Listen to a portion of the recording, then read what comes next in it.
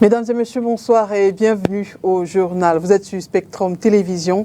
À la une de l'actualité de ce vendredi 6 septembre 2024, on va parler sport au football. Cameroun-Namibie, c'est demain 17h au stade Rumdeadja de Garoua. Le match compte pour les éliminatoires Coupe d'Afrique des Nations Maroc 2025. Plus de problèmes autour du staff, du lieu où se déroulera la rencontre. L'objectif victoire sont quelques informations tirées de la conférence de presse d'avant-match tenue cet après-midi à Garoua. Marc Brice et André Onana ont répondu aux questions des journalistes avant la séance d'entraînement de ce soir. On va parler santé dans ce journal. Quel est le bilan de l'édition 2024 de la campagne Vacances sans sida? Le ministre de la Santé publique a fait le point de la mise en œuvre de cette campagne ce jour ici à Douala. Nous l'écouterons dans ce journal en posture d'invité. Mesdames et messieurs, une fois de plus, bonsoir. Bienvenue à cette édition bilingue d'information. Nous démarrons tout de suite en langue anglaise et c'est avec vous, Christelle Asek. Good evening. Good evening, Orion Duncan. Good evening, televiewers. You are tuning to Spectrum Television. Stay with us as we dive into today's news stories. Belgian coach Marc Brice is brimming with confidence ahead of Saturday's showdown against Namibia. Speaking at a pre-match press conference alongside goalkeeper André Onana, Brice emphasized that if Cameroon can take control of the ball, victory will be reached. With the stakes high in this AFCON qualifier, all eyes are on the Lions as they aim to kick off their campaign with a strong performance. Oni Ladonet tells us more. The Rumdeadja Stadium will kick off Cameroon's AFCON 2025 qualifiers campaign. This match marks the team's first appearance at the venue since September 12, 2023. Head coach Marc Brice aims to secure a victory for the residents of Garoua.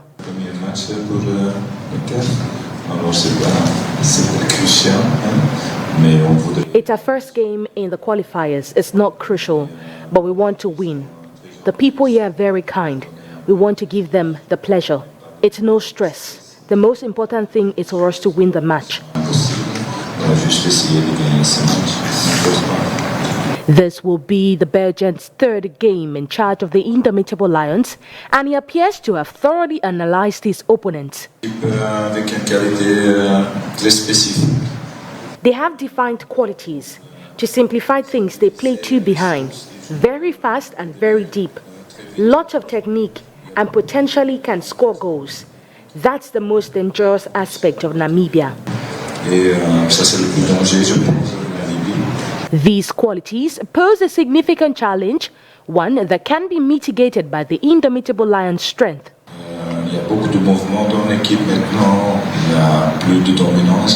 We have lots of movement in the team now. No time to sleep. It's several factors that decide the outcome of a game. The quality of the squad, and I must say, it is good.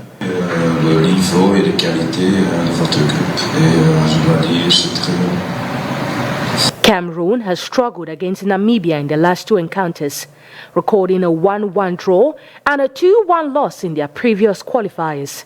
It's difficult to play against, and probably they're going to be very hard to beat.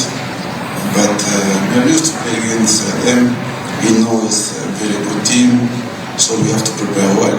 And we also are aware they have a good counter press, they are good on the ball, so we have to be together when we don't have the ball. The squad is calm and focused, ready to deliver an exciting performance for the Cameroonian fans. The chemistry in the team is amazing. We are good with each other, we are living together, we are playing together for a long time already with some, so it's fine, people are nice, like yesterday we were just dancing until 10 p.m. So it was great. We are all happy to be here, of course. The match is scheduled for 5 p.m. this Saturday. A win will position Cameroon at the top of the group with 3 points, following a goalless draw between Kenya and Zimbabwe earlier today. Je vous propose à présent d'écouter le gardien de but André Onana. Il revient sur l'ambiance au sein de la tanière et le lieu de la rencontre. C'est une habitude de changer, on reste professionnel. institutionnel, hiérarchiquement, notre patron, c'est le coach. Donc, nous, en tant que groupe, en tant que joueur, on suit le coach. On n'a pas de parti. Donc, le plus important pour nous, c'est de jouer pour le Cameroun. Vous savez, c'est vrai qu'il y a beaucoup de choses qui se disent. Nous sommes habitués, moi particulièrement, je suis habitué à ça. Il y a beaucoup de manipulation, de désinformation, mais pour nous, le plus important, c'est de jouer. On reste concentré, on sait pourquoi nous sommes là. Et on est là pour gagner, nous sommes une grande nation. On va démontrer demain que nous sommes de très grands joueurs. Donc, demain, on ira gagner. Ce qui se dit ça n'a pas d'importance. Le plus important, c'est le groupe. On est bien, on est bien. Et quand ça fait bien, ça gagne. Nous, en tant que joueurs, on n'a pas de problème de lieu. C'est la raison pour laquelle nous sommes restés calmes. Nous, comme je l'ai dit, les joueurs n'ont pas un parti. Nous, on respecte l'hierarchie. Vous savez, le coach, il nous sélectionne, il nous communique un programme. Et nous, en tant que déclaration que tout le monde suive le programme. À partir de là, ce n'est pas nous qui décidons où on veut jouer. L'année dernière, il y a un an, nous étions ici. Ce n'est pas les joueurs qui ont décidé de venir jouer ce match. Ici, nous sommes des professionnels. Quand on nous dit allons à Dara, nous sommes tous contents de venir à Dara et on vient avec la winning mentality. Nous sommes ici, très contents d'être ici et nous venons pour gagner. Donc ce n'est pas nous qui décidons. Nous sommes des exécutants, mais on a notre patron qui est notre coach. Parlons santé à présent, dépistage gratuit du VIH-Sida, test gratuit de l'hépatite B et informations autour de la couverture santé universelle. Voilà quelques innovations de l'édition 2024 de la campagne Vacances sans Sida. Manaouda Malachi, le ministre de la Santé publique, a fait ce jour ici à Douala le point sur la mise en œuvre de cette édition placée sous le thème « Non aux déviances et à la dépravation des mœurs ». Oui à un avenir sans VIH-Sida. Le ministre de la Santé donne les statistiques de cette campagne. Il est en posture d'invité dans ce journal. En effet, sur le total de 8 990 ados jeunes identifiés séropositifs au VIH en 2023, le nombre de nouvelles infections était de 2228, représentant un quart, donc 25% de séropositifs contre 6762 anciens cas dont le statut était déjà connu et qui sont sous traitement antirétroviral. Depuis l'étude CAMFIA et l'enquête démographique et de santé EDS réalisée respectivement en 2017 et 2018, la prévalence, bien entendu, anciens et nouveaux cas du VIH chez les ados jeunes est de 1%.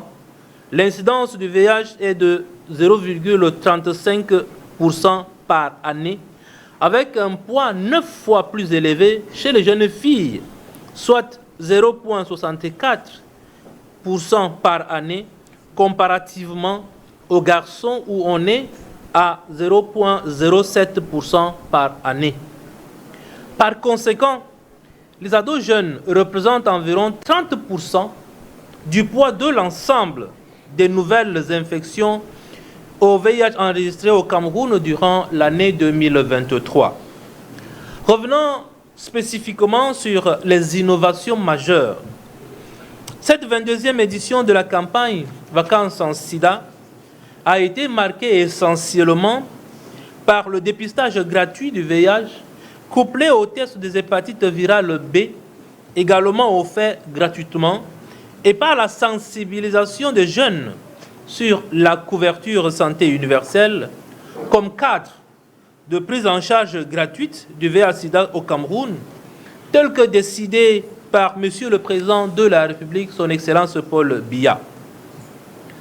Sur le plan statistique, les résultats préliminaires de cette 22e édition de Vacances sans Sida font état de près de 4,5 millions de jeunes sensibilisés à travers les causeries éducatives, les entretiens individuels, les réseaux sociaux et les interventions dans les médias. En ce qui concerne la distribution des préservatifs, près de 120 000 préservatifs masculins et 8 500 préservatifs féminins ont été distribués. C'est vrai, présenté comme cela, cette distribution de préservatifs peut prêter à confusion comme si nous encourageons les jeunes à s'engager dans une vie sexuelle active, que non. Il faut préciser qu'un accent particulier a été mis sur les activités d'éducation, sur l'utilisation correcte des préservatifs, que sur la distribution proprement dite. Concernant les lubrifiants, environ 36 000 ont été distribués sur les 50 000. Le but ultime étant d'inciter les jeunes à adopter des comportements sains ou à faible risque. Sur le plan épidémiologique, en ce qui concerne le dépistage volontaire et gratuit du VIH, il ressort que près de 30 000 personnes ont été conseillées sur le VIH durant la campagne de vacances sans sida qui vient de s'achever. De ces chiffres, 22 000 personnes ont été testées au VIH et 21 800 ont retiré leurs résultats pour un taux de retrait de 99%. L'on note cependant 198 cas positifs identifiés parmi les personnes nouvellement dépistées, soit une séropositivité nationale de 0,9%, un chiffre qui se rapproche de la prévalence de 1% présentée dans cette cible avant cette campagne. Parmi ces personnes, les 198 nouvellement testées positives, 169 sur les 198 cas positifs ont été mis sous traitement antirétroviral, soit un taux de mise sous traitement de 85,3%. Tous les cas testés séropositifs au VIH ont été encouragés à s'enrôler à la couverture santé universelle afin de bénéficier des offres de services gratuites disponibles pour toute personne vivant avec le VIH-Sida au Cameroun. En ce qui concerne le dépistage volontaire et gratuit de l'hépatite virale B, il ressort que près de 15 000 personnes ont été conseillées sur les hépatites virales en général durant la dite campagne. De ces chiffres, 11 000 personnes ont été testées et 10 650 ont retiré leurs résultats pour un taux de retrait de 96,8%. L'on note cependant avec beaucoup de regret que 862 cas positifs à l'hépatite B ont été identifiés, soit une séropositivité de 7,8%. Ce chiffre qui avoisine 8% suggère une forte endémicité de l'hépatite B chez les ados jeunes. Les personnes testées séropositives à l'hépatite B ont été systématiquement orientées vers les centres de prise en charge. Les personnes testées séronégatives à l'hépatite B ont été sensibilisées sur l'existence d'un vaccin sûr et efficace qui permet de prévenir l'hépatite B dans notre pays. Parlons rentrée scolaire à présent, à quelques heures donc du jour dit. Les parents donnent des conseils aux élèves. La réussite d'une année scolaire est la résultante d'une discipline, d'une assiduité et du respect des aînés. Ils sont exprimés dans ce reportage que signent Inès Pangan et Thierry Onde. Plus que quelques heures séparent les élèves des salles de classe. À l'heure où les préparatifs pour une reprise réussie s'intensifient, les parents, en conseillers, souhaitent une belle année scolaire à leurs enfants. Et pour atteindre ce challenge, le respect doit commencer à la maison. Je dois déjà garder le téléphone à côté et arrêter de voir la télé. Et il doit d'abord commencer dans la maison. respecter son parent, savoir que s'il est déjà en train d'entamer la rentrée scolaire. Il doit être assidu, étudier, donner un bon résultat aux parents. D'abord, en premier lieu, c'est de prendre les téléphones et mettre de côté. Prendre carrément les téléphones, les oublier. S'ils veulent être joignables, utiliser peut-être les choronko. Parce que le téléphone, pour moi, est un poison pour l'encadrement de nos enfants. Donc moi, je dirais aux parents de prendre tous les téléphones de leurs enfants et mettre de côté. Et de laisser que les enfants fréquentent comme à notre époque. Ensuite, pour s'étendre à l'école avec les enseignants et les personnels d'administration. Le suivi scrupuleux du règlement intérieur des établissements doit également être de rigueur. Entre autres, plus de téléphone et ponctualité à l'école. C'est d'abord d'être poli. Et dans cette politesse-là, je demande à l'enfant de comprendre et de suivre ses parents et ses professeurs, ses maîtres. Si c'est un enfant du primaire, qu'il écoute son maître. Et maintenant, quand on dit d'être poli, c'est de laisser d'abord la télévision, les téléphones, ceux qui en ont, et d'être poli envers ses parents. Et respecter ses parents, être obéissant. Étudier les leçons, apprendre ces leçons.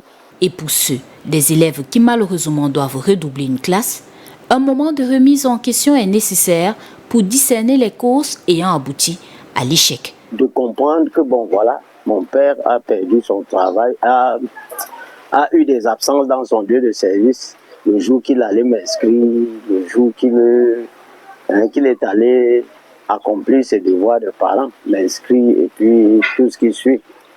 Tu vois, bon. Là maintenant, l'enfant sera suivi par les parents d'une manière étroite. Parce que je parle dans le cas où l'enfant a eu des échecs, mais c'est pour définir là où est venue la cause de cet échec. Des conseils avertis de parents pour un triomphe au cours de cette année scolaire. La vente des tenues ne se porte pas bien dans les ateliers de couture à Yaoundé. Les couturiers déplorent l'absence de commandes qui serait, selon eux, due à la vente des uniformes au sein des établissements scolaires. Olivier Bouzik. Yaoundé, dans ces ateliers non loin du marché Mokolo, la vente des tenues scolaires piétine. Les commandes sont rares à quelques semaines de la rentrée scolaire. Depuis que je suis ici, là, je n'ai même pas eu une tenue pour coudre. Donc, je suis seulement assis comme ça, mais le peu que tu peux voir, c'est pour vendre. Donc, j'attends encore les clients. On ne sait pas vraiment si c'est la rentrée parce que on ne voit pas beaucoup de commandes de notre côté en fait. On a juste quelques commandes, quelques rares commandes, mais il n'y a pas l'affluence comme d'habitude, quoi. La faute, disent-ils, au phénomène de vente des uniformes dans les établissements scolaires. Pris en charge ces 15 derniers jours dans ce centre de santé qui couvre près de 200 000... Maintenant, là, les propriétaires de l'école, ils vendent à l'école et ça nous tue seulement parce que beaucoup de gens achètent à l'école. Donc, pour nous, à la télé, on souffre seulement. Ces tenues en exposition-vente attendent désespérément preneurs. À cause du manque d'affluence, le rythme de confection a été réduit pour ne pas risquer davantage d'investissement. L'année dernière, c'était bien par rapport à cette année. Parce que la semaine quand elle est finie, mais on n'a pas encore vu quelque chose qui est bien par rapport à l'année passée. Non. Ce ne sont pas de bonnes affaires dans notre secteur. Outre les moyens financiers, les uniformes ont été cousus pendant des nuits blanches. Ce qu'on a fait cette année, les gens pleurent toujours pour l'argent. S'il y avait l'argent, c'est qu'on cousait ça beaucoup. En attendant l'affluence, l'on passe et repasse les tenues pour leur donner plus d'éclat afin d'attirer potentiels clients.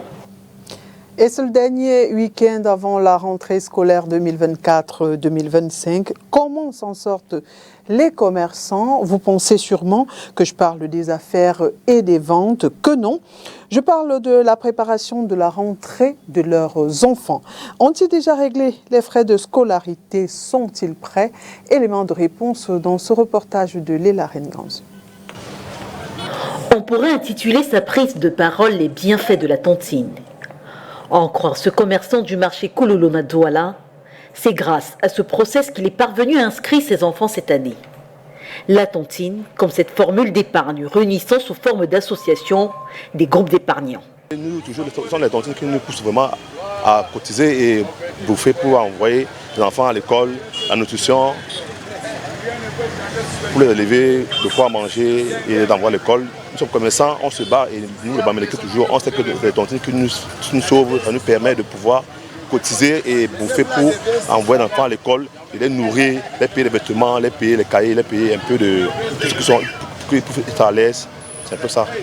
Il n'est d'ailleurs pas le seul commerçant à avoir opté pour ce mode de financement, les crédits scolaires étant très souvent hors de portée pour bon nombre de Camerounais.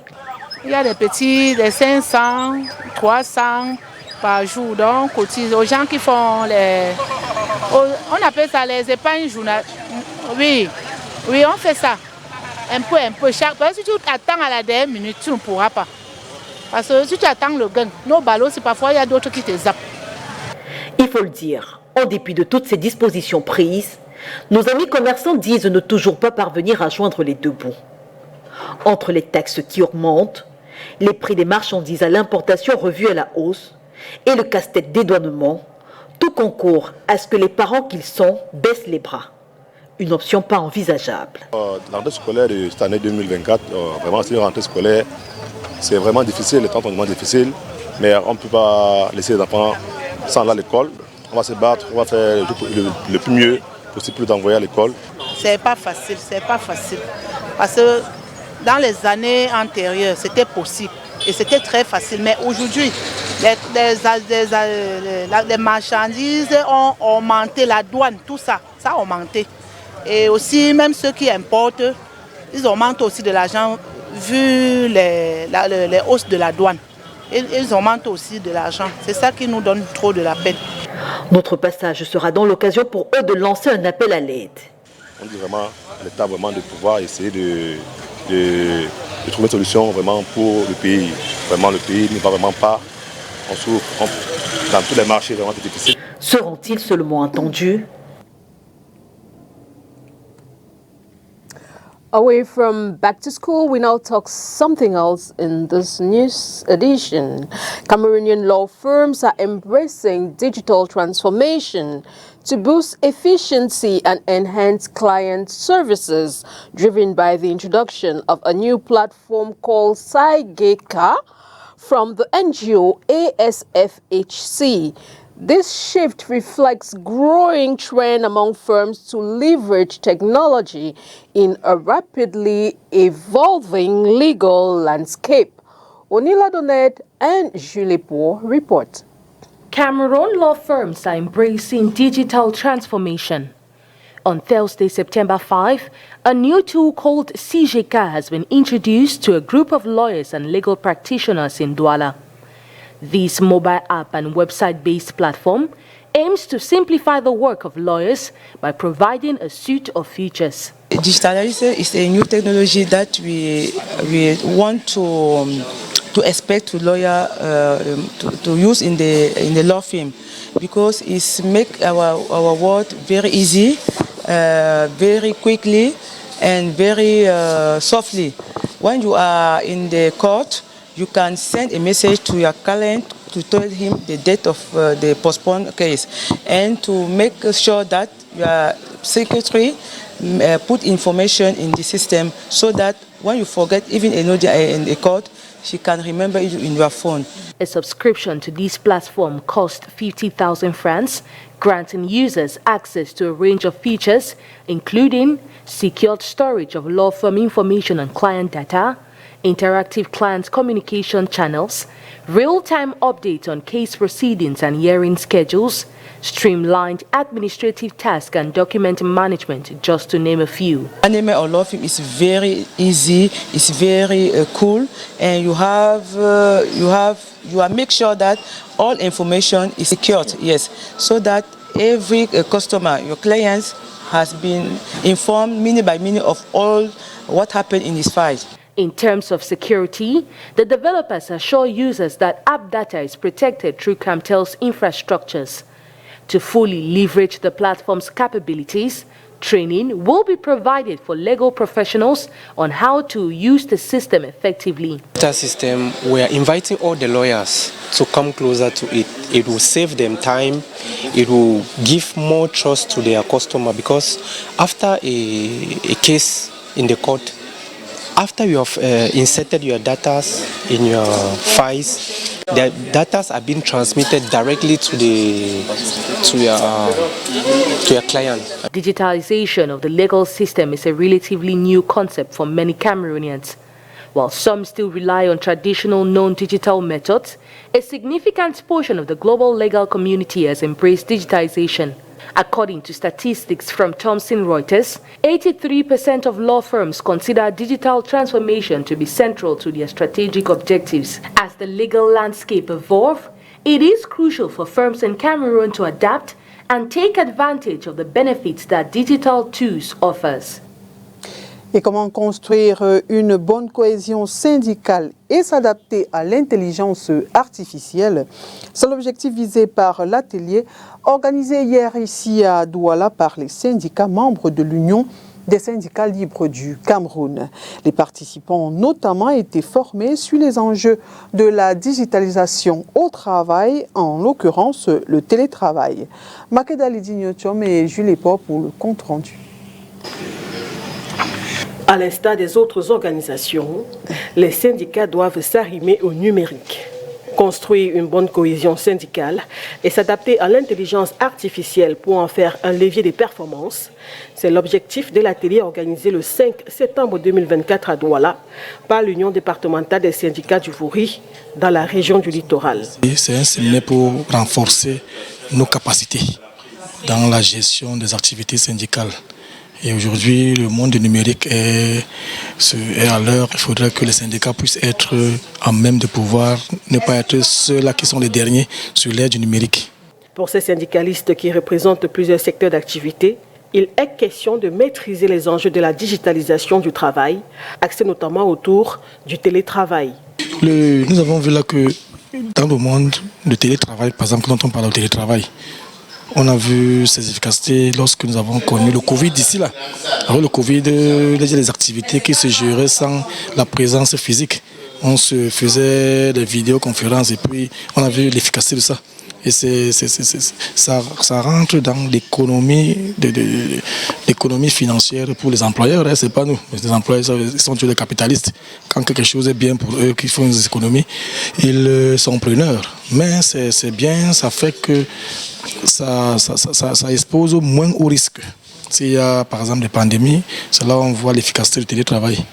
Au cours de ces séminaires, il y a eu des exposés sur les opportunités et les défis de l'usage des outils numériques pour l'action syndicale, des échanges et autres travaux en atelier. Le séminaire de ce 5 septembre a regroupé une dizaine de syndicats de base affiliés à l'Union des syndicats libres du Cameroun. Et voilà qui met un terme à cette édition d'information. Mesdames et messieurs, merci d'avoir été des nôtres. Bon début de week-end en compagnie des programmes de Spectrum Télévision. Bonne soirée à vous, Christelle Asek. Good night to you, Ohian Duncan. As always, thanks for watching. We appreciate your time with us. Enjoy the rest of your evening in company of very interesting programs on Spectrum Television. Good night.